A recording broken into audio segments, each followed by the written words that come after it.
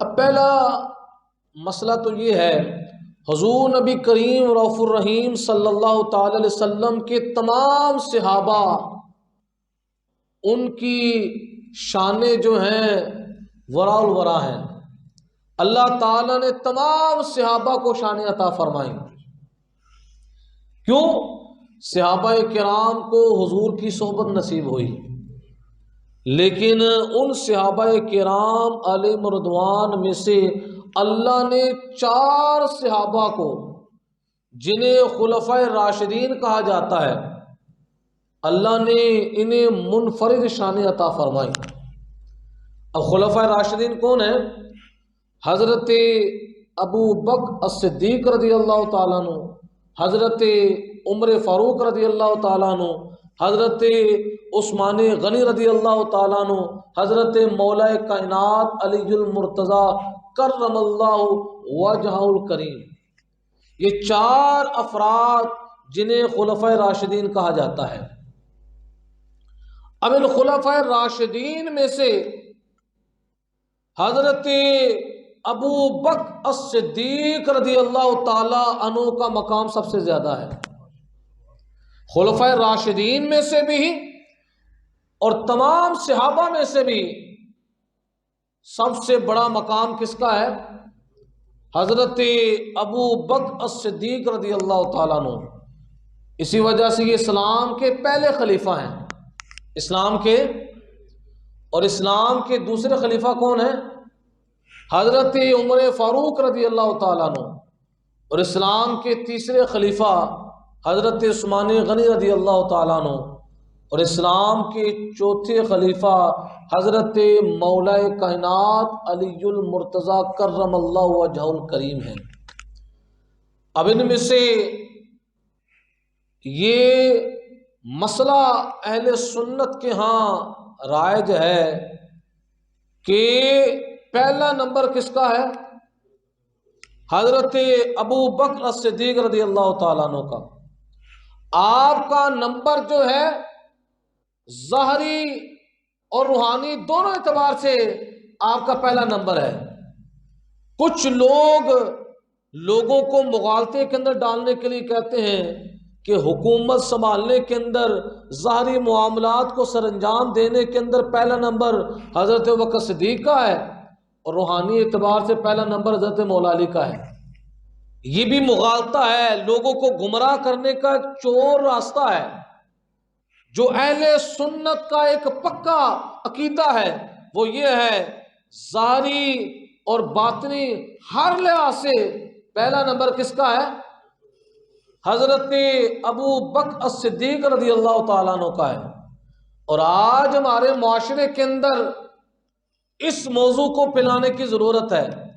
کئی ایسے جو رافضیوں سے متاثر ہیں اور قوالیوں کے اندر، ایسے شعروں کے اندر وہ اپنا غلط نظریہ لوگوں کے درمیان رائج کرنا چاہتے ہیں۔ یہ آپ نے سنا ہوگا، دمادم مست قلندر، یہ نعرہ لگایا جاتا ہے علی دا پہلا نمبر۔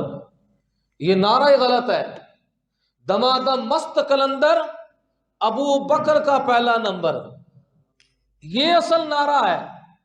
اب ہمارے معاشرے کے اندر اس نعرے کو رواج دیا گیا قوالیوں کے ذریعے، اور سننے والے سن رہے ہیں، انہیں پتہ نہیں ہے کہ اس نعرے کی وجہ سے اہل سنت کا موقف جو ہے وہ رد ہو رہا ہے۔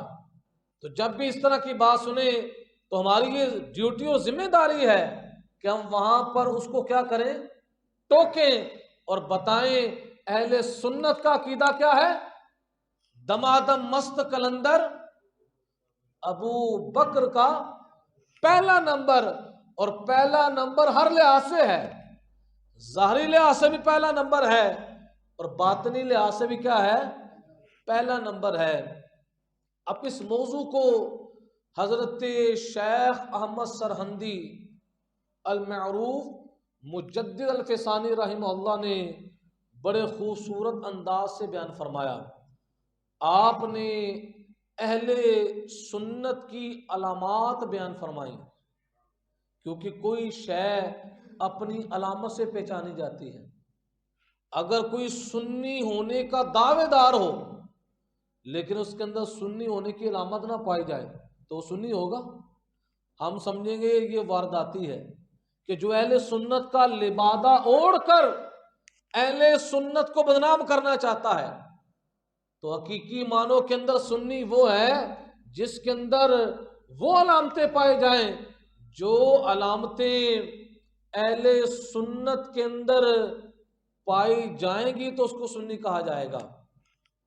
اب ان علامات میں سے ایک علامت جو ہے علماء نے یہ بیان فرمائی، تفضیل الشیخین و محبت الختنین، شیخین کو افضل ماننا اور ختنین سے پیار کرنا۔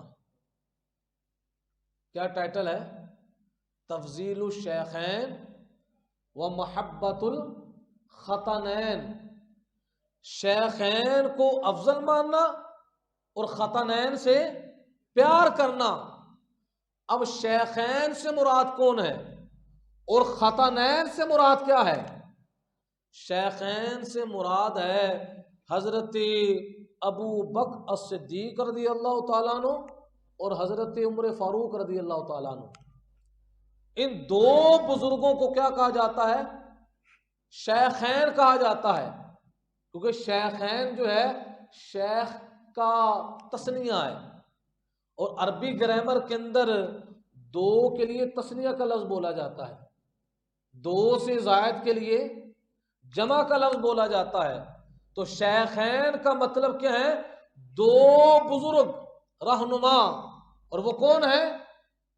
حضرت ابو بکر صدیق رضی اللہ تعالیٰ عنہ اور حضرت عمر فاروق رضی اللہ تعالیٰ عنہ۔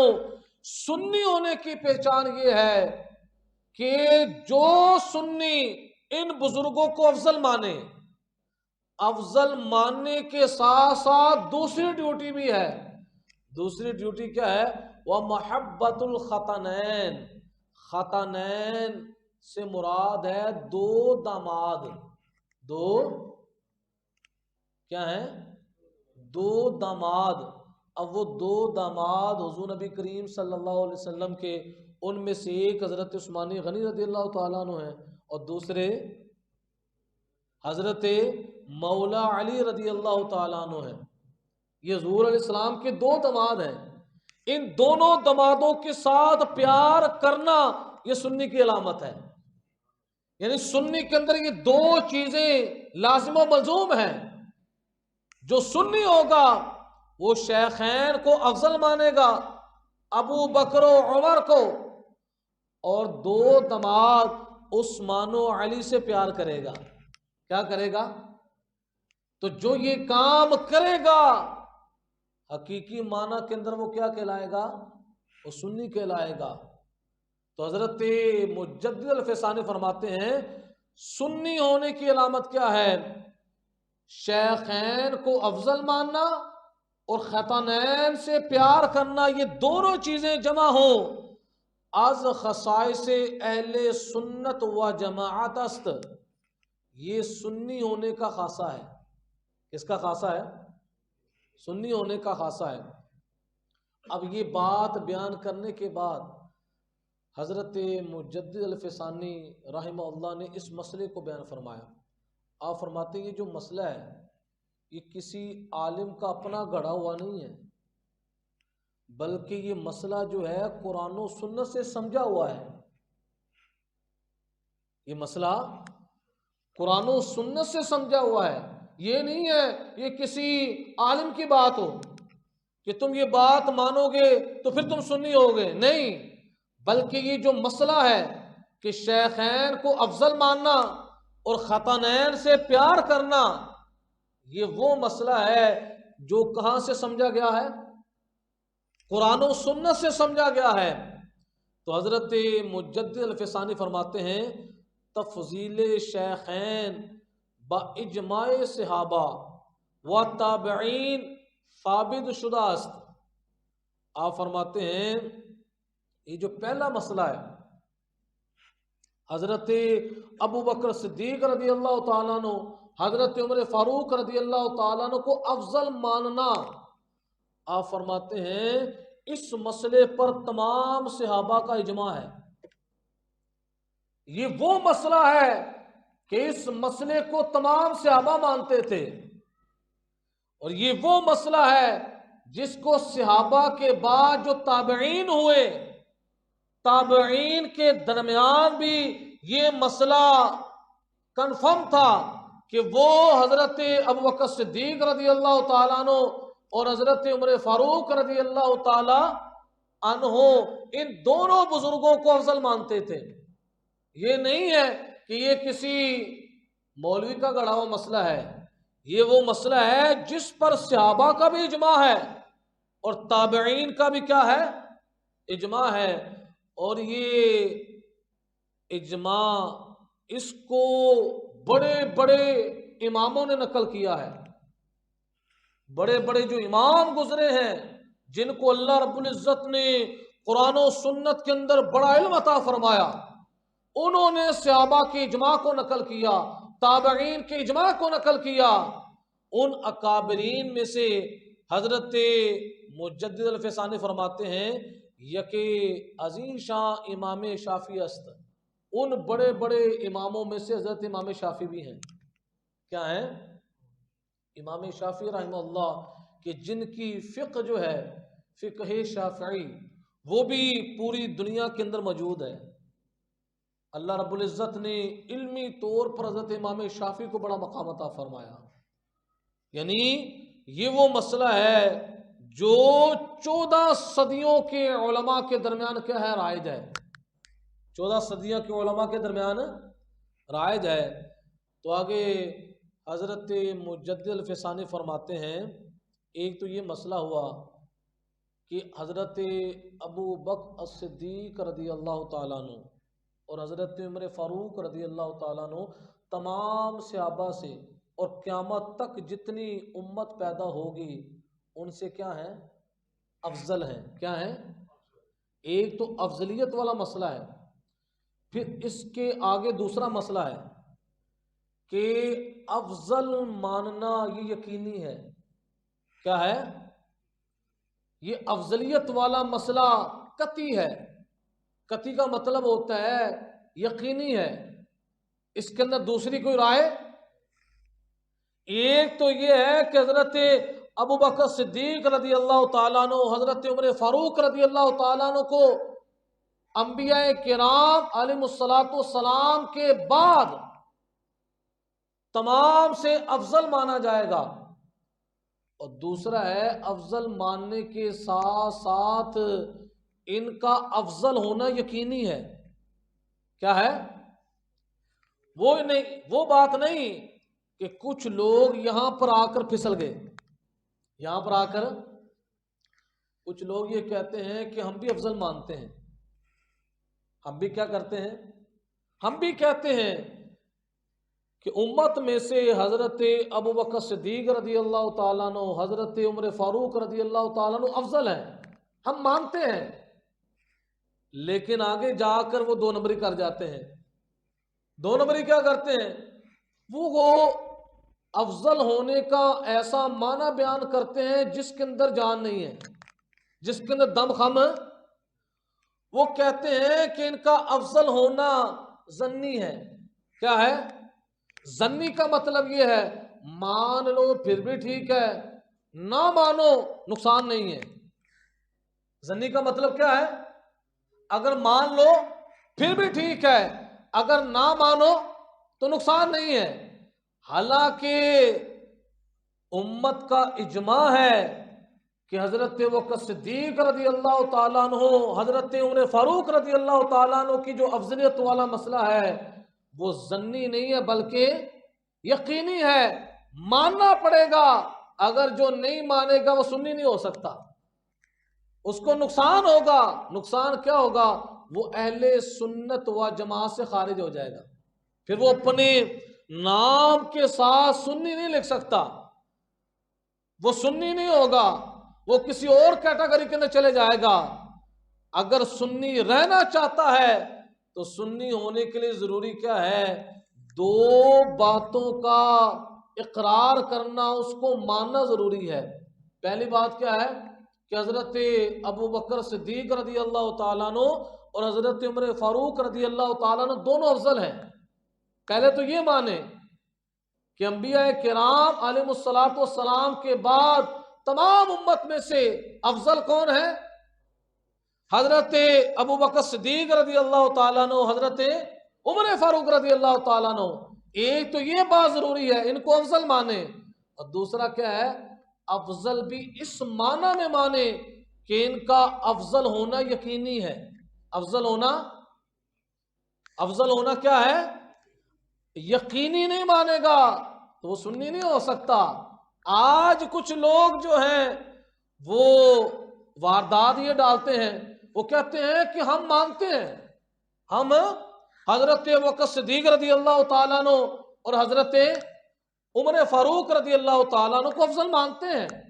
کون ان کا انکار کرتا ہے کہ وہ افضل نہیں ہے؟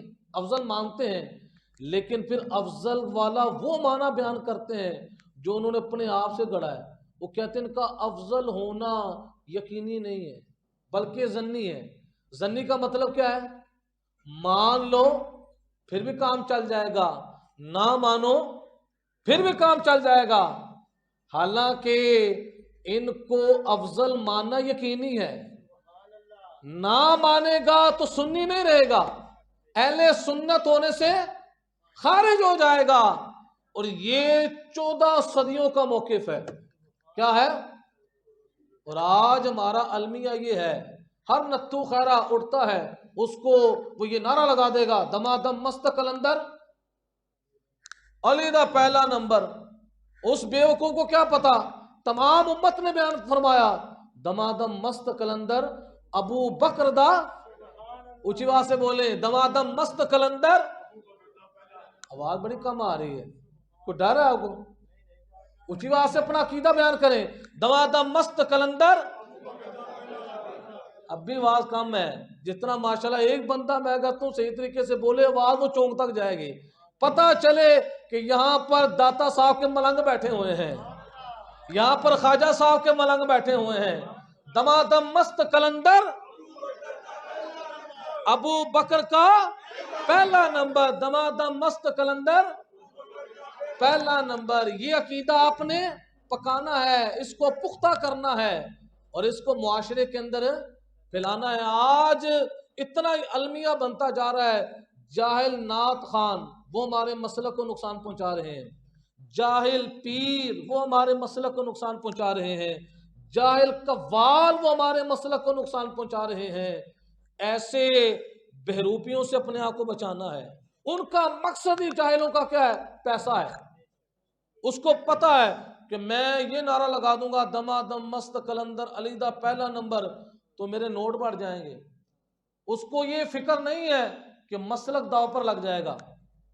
مسلک ہے، اس کو نوٹوں سے غرض ہے کہ جہاں پر میں یہ عقیدہ بیان کروں گا، چاہے اہل سنت کا عقیدہ ختم ہوتا ہے تو ختم ہو جائے، مجھے کس سے غرض ہے؟ نوٹوں سے غرض ہے۔ تو ایسے بہروپیوں کا انشاءاللہ ہم نے مقابلہ کرنا ہے۔ اونچی بات سے تو بولیں، اور انشاءاللہ جب تک ہمارے بدن کے اندر جان ہے ہم نے اہل سنت کے معتقدات پر پہرا دینا ہے انشاءاللہ۔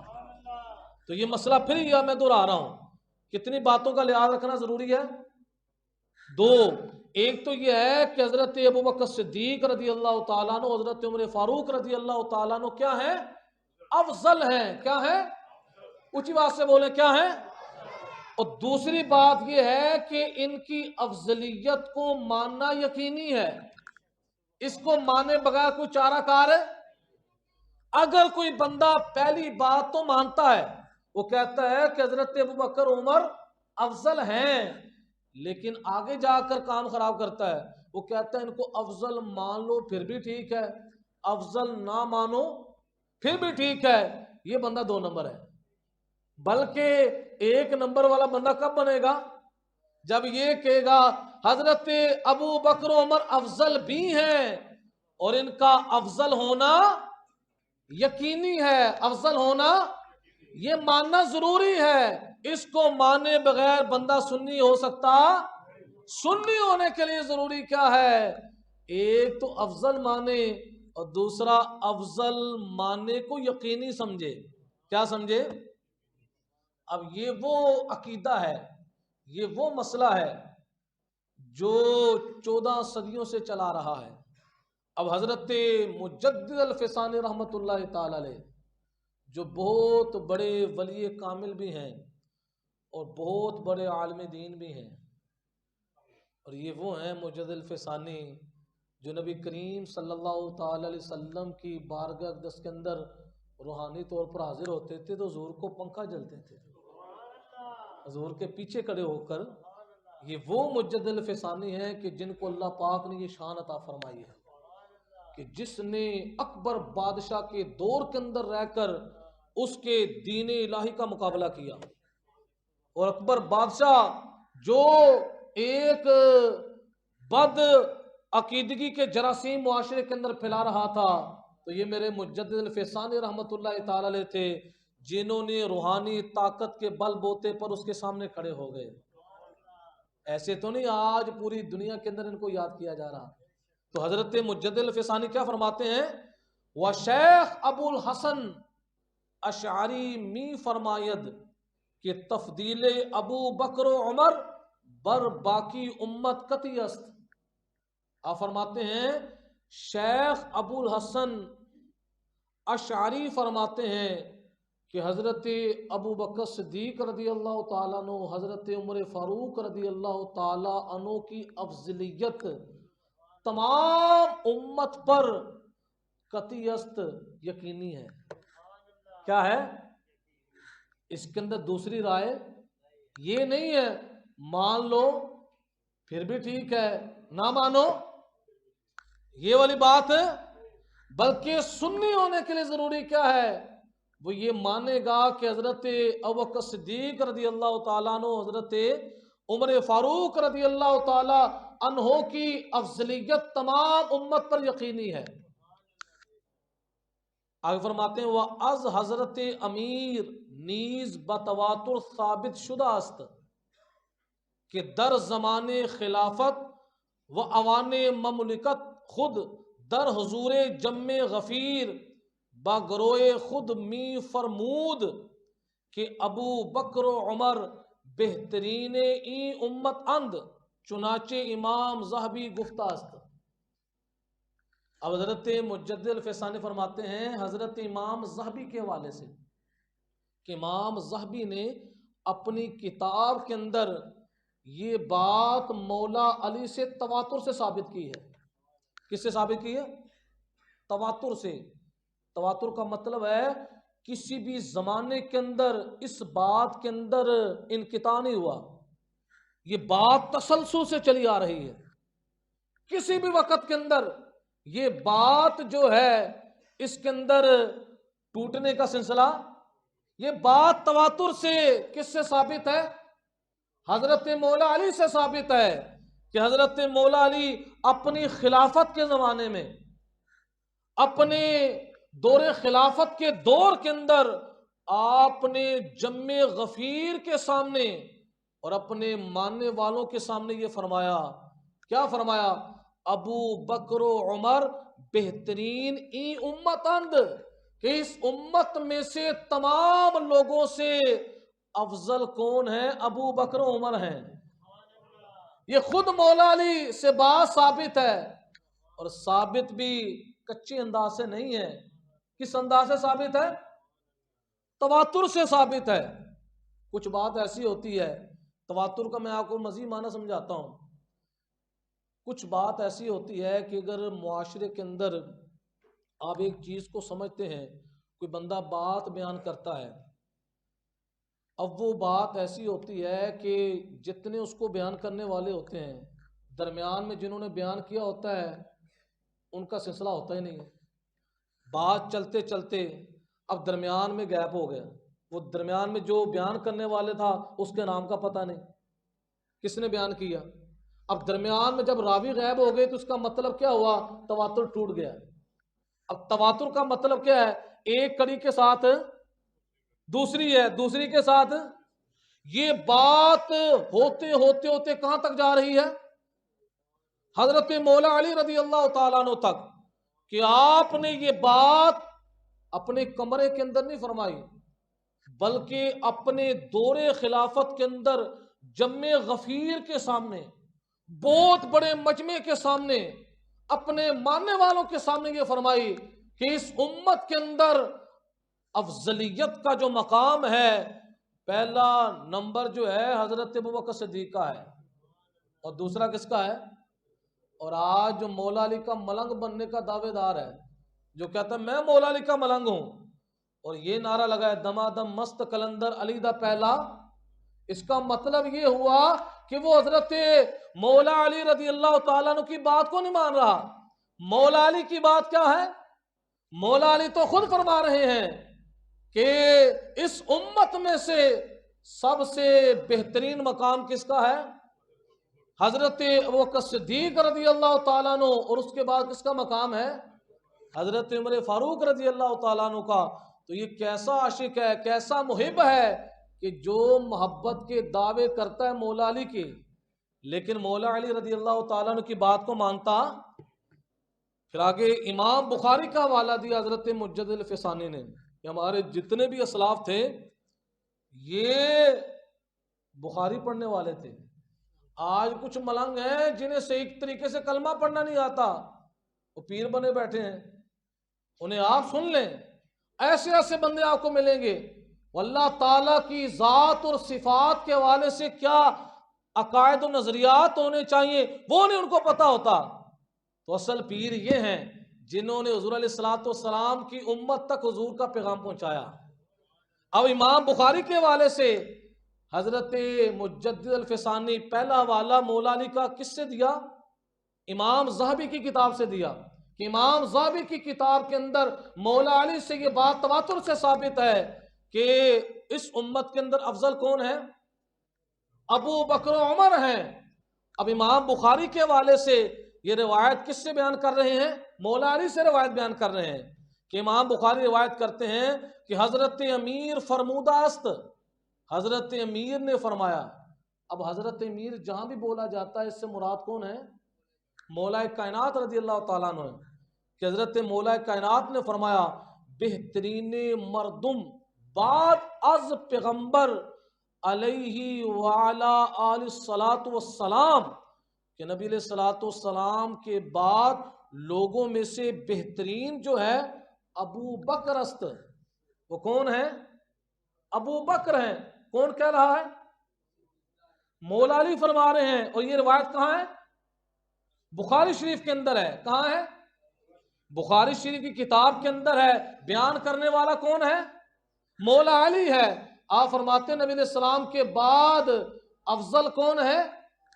حضرت ابوبکر صدیق ہیں، پستر عمر، پھر عمر ہیں، پستر مرد دیگر، پھر کوئی اور شخص، پس گفت پسرے او محمد بن حنفیہ، کہتے ہیں حضرت محمد بن حنفیہ جو حضرت مولا علی کے صاحبزادے ہیں، بیٹے ہیں، انہوں نے اپنے بابا جان سے پوچھا پستر توئی، بابا جان جو آپ فرماتے تیسرے نمبر پر کہ وہ کوئی تیسرا شخص ہے، آپ نے اس کا نام نہیں لیا، اس تیسرے سے مراد آپ ہیں؟ نہیں، بیٹے نے محمد بن حنفیہ نے پہلے پر تو بات ہی نہیں کی۔ مولا علی کا عقیدہ بھی تھا کہ پہلا نمبر کس کا ہے؟ ابوبکر صدیق کا ہے، دوسرا کس کا ہے؟ اور محمد بن حنفیہ کا نظریہ بھی یہی تھا، محمد بن حنفیہ کا، کہ انہوں نے پہلے دوسرے پر کوئی سوال نہیں کیا، سوال کس پر اٹھایا؟ جب تیسرے کی باری کی کہ بابا جان آپ نے کہا ہے کوئی تیسرا شخص ہے، اس سے مراد آپ ہیں۔ فرمود نیستم من، آپ نے فرمایا میں نہیں ہوں، مگر یک مرد از مسلمانہ، مگر مسلمانوں سے میں کوئی ایک مرد مراد ہو سکتا ہے۔ اپنی نفی کی اور کسی تیسرے کا کیا کیا؟ اس بات فرمایا۔ تو یہ بخاری کے اندر بھی روایت موجود ہے جس کے اندر مولا کائنات نے پہلا نمبر کس کا بیان فرمایا؟ حضرت ابوبکر صدیق کا۔ دوسرا نمبر کس کا بیان فرمایا؟ حضرت عمر فاروق رضی اللہ تعالیٰ عنہ کا تو ٹائم وہ اپنے قلت کی طرف جا رہا ہے. اب پھر خلاصے کے طور پر میں آپ کو مسئلہ دوبارہ ریپیٹ کر دیتا ہوں تاکہ آپ کو یہ سبق صحیح طریقے سے یاد ہو جائے. اہل سنت کا عقیدہ کیا ہے؟ اہل سنت کا عقیدہ یہ ہے کہ نبی علیہ الصلوۃ والسلام کے بعد، انبیاء کے بعد امت میں سے سب سے پہلا نمبر کس کا ہے؟ پھر کس کا ہے؟ اور یہ مسئلہ کیا ہے؟ یقینی ہے. یقینی کا مطلب ہے اس کو ماننا ضروری ہے. اگر نہیں مانے گا تو سنی. اگر جو یہ کہتا ہے کہ میں افضل تو مانتا ہوں لیکن افضل مان لیا جائے پھر بھی ٹھیک ہے، نہ مانا جائے پھر بھی ٹھیک ہے، وہ سنی. سنی ہونے کے لیے ضروری کیا ہے؟ افضل مانے اور پکے طور پر مانے. کیا مانے؟ پکے طور پر مانے کہ حضرت ابوبکر صدیق اور حضرت عمر فاروق رضی اللہ تعالی عنہ تمام امت میں سے افضل ہیں اور ان کا افضل ہونا کیا ہے؟ یقینی ہے.